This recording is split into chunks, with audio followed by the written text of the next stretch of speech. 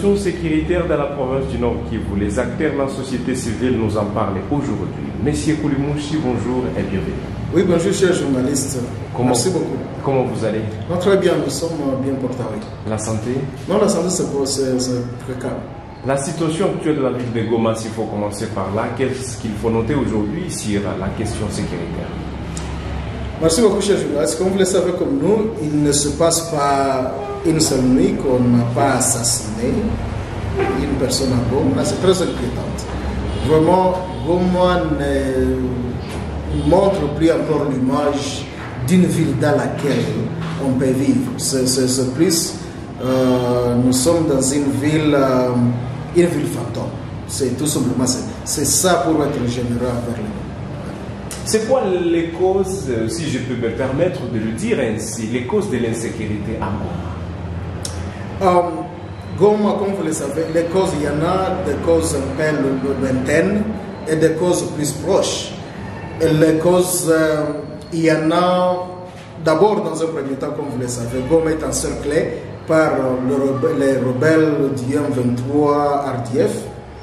Et cela a poussé des milliers de gens à venir ici à Goma.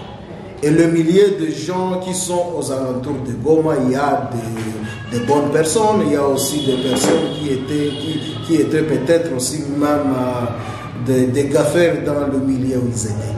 Alors toute cette population s'est déversée ici dans la ville de Goma. Et ça semble un peu difficile à la contrôler.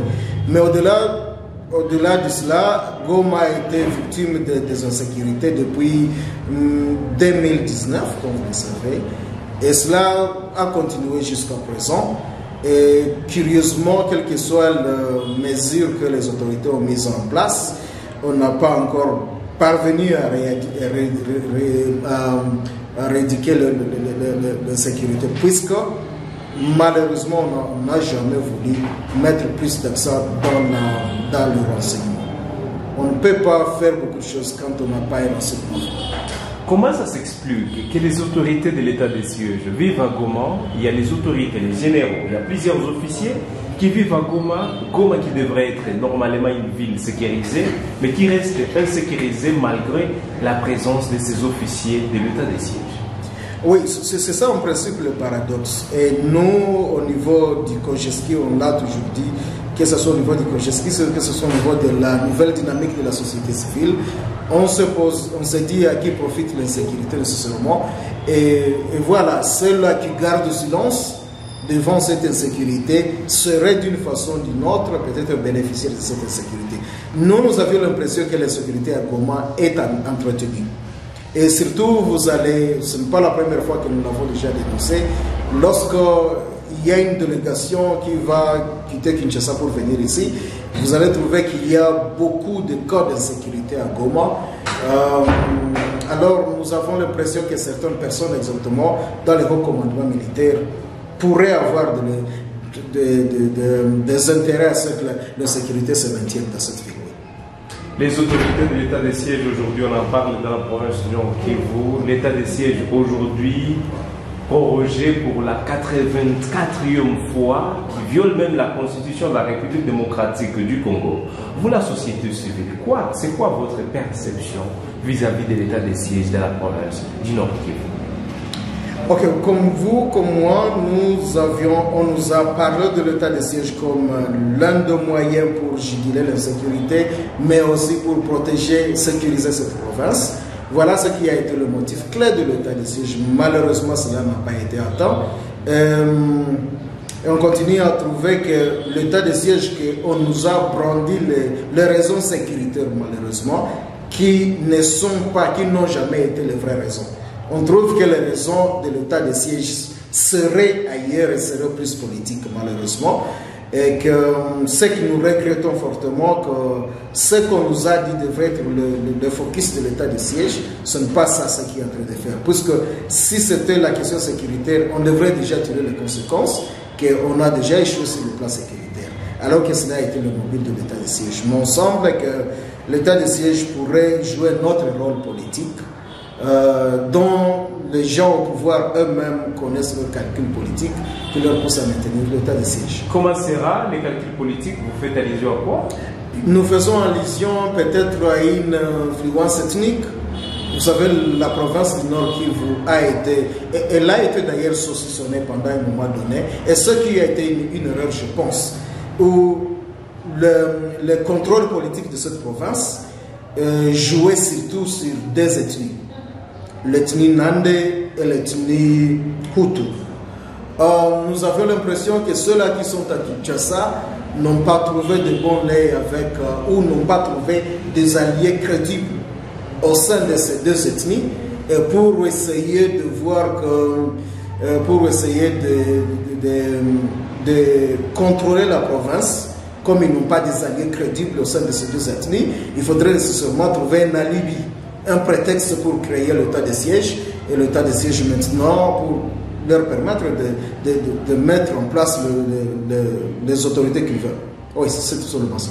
La ville de Goma aujourd'hui confrontée à plusieurs défis majeurs, dont l'insécurité, le naufrage et plusieurs autres choses. Selon vous, votre perception, pensez-vous qu'il y a vraiment les soucis des autorités pour le rétablissement de la paix? Au niveau d'abord de la province, dans la province du Nord Kivu, on parle du général, le gouverneur de la province du Nord Kivu, qui aujourd'hui chantait partout comme un modèle dans le développement, différemment de la sécurité dont on fait allusion, qui a fait qu'on convoque l'état des sièges. On peut parler de l'échec de sa part, ou on peut parler des diversions de sa mission. La ville de Goma, c'est une ville martyre. Elle a été martyrisée, comme je le disais auparavant, délibérément. On pense que nous avons l'impression que cette façon là-bas de martyriser la ville, non seulement ce sont des calculs politiques. Il faut seulement à un moment donné comprendre la politique de la terreur. À un moment donné, il faut créer une terreur pour diminuer le voix critique. Et comme vous le savez, toute la RDC, le voix le plus virulent sur la question des critiques, sur la question des manifestations, sur la question des révoltes populaires, résidait surtout ici à Goma. Et maintenant, pour un peu essayer de réduire ça, il faut nécessairement créer une situation qui va permettre aux gens de ne pas se révolter. Et parmi cette question, c'est la question de la terreur en soi. Et c'est pourquoi nous sommes en train de penser que cette terreur en soi n'est pas un fait d'hasard, puisqu'il y a le moyen, s'il y avait la volonté politique, il y avait le moyen de terminer cette terreur là-bas, ici la ville de Goma. Ça nous demande tout simplement de patrouiller dans chaque rue de Goma, chaque nuit. C'est possible, c'est très facile à faire. Dans d'autres grandes villes comme Nairobi, comme Kampala, comme Kigali, vous marchez pendant la nuit, vous allez trouver les policiers presque partout dans les routes en train de sécuriser la ville. Nous, les militaires ici, les policiers ici, font quoi? Voilà, c'est tout simplement ça. C'est tout simplement une petite question d'apprendre un peu un modèle de l'autre part. Mais puisque ceci, sécuriser la ville de Goma ne répond pas aux appétits politiques, alors il faut nécessairement s'assurer que la ville est insécurisée pour tout simplement répondre à ces calculs là-bas politiques. Malheureusement. C'est dans ce sens là-bas que vous allez trouver exactement les autorités militaires sont en train de faire autre chose que ce qu'ils devraient faire d'abord là, ce qui devrait être leur première priorité. Leur première priorité, ça ne devrait pas nécessairement être la construction des routes. Nous en avons besoin. On a besoin de la construction de la route. Très bien, mais ça ne serait pas vraiment la première priorité. La première priorité serait d'abord la sécurité. Et une fois Goma est sécurisée, d'abord, d'autres partenaires peuvent venir et construire ces routes. Similitarisation de la ville de Goma, est-ce que vous pensez que cette similitarisation serait, je vais dire bien serait, d'une manière ou d'une autre, la cause de l'insécurité dans cette ville? Pas nécessairement. Il y en a plusieurs endroits, ceux-là qui vivent dans des coins où il y a des camps militaires, encore fortement occupés par les militaires, ils ne vivent pas dans l'insécurité. Donc l'insécurité, la similitarisation, c'est autre chose. Les militaires peuvent être ici en grand nombre, mais ils sont gérés. Chaque militaire a un commandant. Chaque militaire a une discipline, un règlement, comment il doit se comporter. Donc la présence des militaires avec lesquels nous sommes actuellement censés vivre en harmonie ne pourrait pas justifier justifier l'insécurité à Goma. Ce qui justifie l'insécurité à Goma, c'est le manque de suivi de ces militaires. Un militaire, comment il peut quitter quelque part et aller quelque part sans qu'il y ait contrôle. Alors, le manque de contrôle aussi, c'est tout simplement une question administrative qui peut aussi être liée sur la politique. La question peut-être que vous, dans le média, il faudrait peut-être se poser, à qui profiterait la sécurisation de Goma? Qui en a intérêt et ça bénéficie qui? C'est dans ce sens-là que peut-être il faudrait aussi poser la question d'une autre façon. Et nous, lorsqu'on pose cette question d'une autre façon, on trouve que peut-être ceux-là qui sont au pouvoir ne se retrouvent pas dans la politique de la sécurisation. Parce qu'il y a des mesures très claires, comme je le disais, qui peuvent même rassurer les gens qu'il y a la sécurité. Parmi les mesures claires, il doit nécessairement avoir un service de renseignement fort. Cela veut dire, au moment où les gens sont en train de planifier à faire le mal, le service de renseignement est là-bas pour détecter. Et curieusement, on devrait nécessairement voir les actions sur lesquelles on devrait avoir les gens qui sont arrêtés avant qu'ils commettent le crime. Ce que nous sommes en train de voir, on est en train de voir les gens qui sont en train d'être arrêtés après avoir commis les crimes. Donc nous sommes dans la politique de la réaction au lieu de la politique d'action, de la prévention. La société civile, nous ne vous avons jamais entendu s'est prononcée sur les cas des grands voleurs. Depuis que je suis en Goma, je suis en train de l'écouter. Pourquoi vous vous taisez dans ces domaines? Non, on ne se tait pas, parce que c'est nous toujours qui dénonçons le barbarisme, l'incivisme de certains citoyens congolais. Mais on le fait à plusieurs échelles. La sécurisation de chaque personne et de sa maison, c'est d'abord la responsabilité de l'État. Comment un groupe d'ailleurs, qu'on nous parle de 40 voleurs, comment un groupe de 40 voleurs peut se mettre quelque part en train de planifier, et où serait le service de renseignement? Qu'est-ce que ça coûte au service de renseignement d'infiltrer ce groupe là-bas? Et au moment où ils sont en train de... Puisque c'est ça le renseignement, c'est aussi être capable d'infiltrer. Ceux-là qu'on pense peuvent être le meneur de mal. Et lorsque les gens planifient, qu'ils vont aller opérer, et ils opèrent et ils terminent, ils partent. Vous aviez déjà vu certaines... La société civile a déjà d'ailleurs dénoncé le mode opératoire de ce qu'on nous présente comme 40 voleurs. Ils ont fait peur pendant 2 heures, 3 heures dans un milieu où nous avons le commandant de la 34e région militaire, le commandant de la police, où nous avons le gouverneur militaire. Les civiques opèrent pendant 2 heures, 3 heures dans des quartiers et personne ne vient au secours. C'est déjà une complicité. Il n'y a pas une autre façon qu'on pourra peut-être justifier ça, à part la complicité des autorités qui nous dirigent. Au-delà de la ville de Goma, ouais. En général, la province du Nord Kivu est en proie aux exactions et à l'insécurité, à l'agression rwandaise venue du Rwanda aujourd'hui, financée par plusieurs puissances dont les restes dans l'anonymat.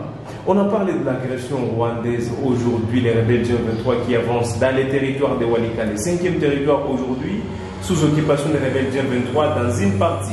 Ils visent Pinga pour décrocher l'aérodrome de Pinga. Ça vous fait quoi de voir le FARDC rester dans la mesure c'est le fait, et que les rebelles G23 avancent? Vous, la société civile, votre contribution, est-ce que vous anticipez d'une manière active pour la restauration de la paix dans la province du Nord Kivu? La société civile, comme vous le savez, depuis le début de cette guerre, a été au front, en train de dénoncer ce qui se passe, mais aussi en train d'inciter le gouvernement congolais à prendre des mesures fortes. Quand les rebelles d'abord étaient à Bunagana, nous avions très bien dit qu'il faut des opérations militaires de grande envergure qui pouvaient les chasser à Bunagana. On nous a parlé que non, vous voyez, il faut des négociations, ok, ça va. Mais curieusement, l'option, la stratégie, ceux-là qui sont au pouvoir, nous sommes une société civile, notre rôle c'est le plaidoyer. C'est aux gens au pouvoir d'exécuter certaines choses, seulement la défense du pays, c'est à eux donc, qui ont le moyen et le pouvoir de le faire. Ils n'ont pas pris cette option. Depuis mars 2022, quand les 23 ont commencé, notre gouvernement a pris l'option de la défensive, le retrait stratégique et puis les négociations. C'est la politique du gouvernement et malheureusement, comme vous le savez, nous devrions nécessairement être dans un état démocratique qui écoute la population. Aujourd'hui, si vous demandez notre stratégie de la défense du pays, elle vient sur 3 piliers. La diplomatie. Et qu'est-ce qu'on cherche dans la diplomatie? On cherche à ce qu'on puisse condamner l'agression rwandaise. Mais on cherche à ce qu'on puisse imposer des sanctions au gouvernement rwandais. Ça, c'est la première chose, selon ce qu'on est en train de voir sur la diplomatie. Et puis, la politique, les négociations politiques qui sont en cours à Luanda. Et la troisième chose maintenant, c'est les options militaires, tout simplement pour freiner les rebelles de ne pas continuer. Et lorsque les rebelles font pression, il faut nécessairement céder dans ce qu'on est en train d'appeler le repli stratégique. Voilà un peu une politique du gouvernement. Mais si vous demandez à la population congolaise, dans son entièreté, nous ne sommes pas d'accord avec cette politique. Nous, comme société civile, nous avions très bien dit qu'il nous faut des opérations militaires contre le M23. Elle est la solution la plus durable. Mais comme vous le savez, notre gouvernement est plus prôné vers l'extérieur. À l'extérieur, on est en train, que ce soit l'Union européenne, africaine, que ce soit les Nations Unies, on est en train de cajoler qu'il n'y aura pas de solution militaire, qu'il faut négocier. Et vous pensez aussi, vous anticipez même l'idée qu'il n'y aura pas de solution militaire, pendant que le gouvernement congolais semble prioriser la solution diplomatique, contrairement à ce que vous pensez. Quelle sera la solution si vous vous interposez entre le gouvernement congolais et la société civile? Non, avec tout ce qui se passe, il doit nécessairement, à un moment donné, il doit y avoir des options. Ou soit tout le monde, ou soit la population se rallie du côté du gouvernement, que nous pensons que ce n'est pas la meilleure option, parce que là, j'ai échoué. Ça fait déjà 3 ans que nous sommes de cette façon-là. Vous déclarez déjà que l'option diplomatique a échoué. A échoué. Nous, vraiment, nous pensons que... Et nous n'avions jamais cru à cette option.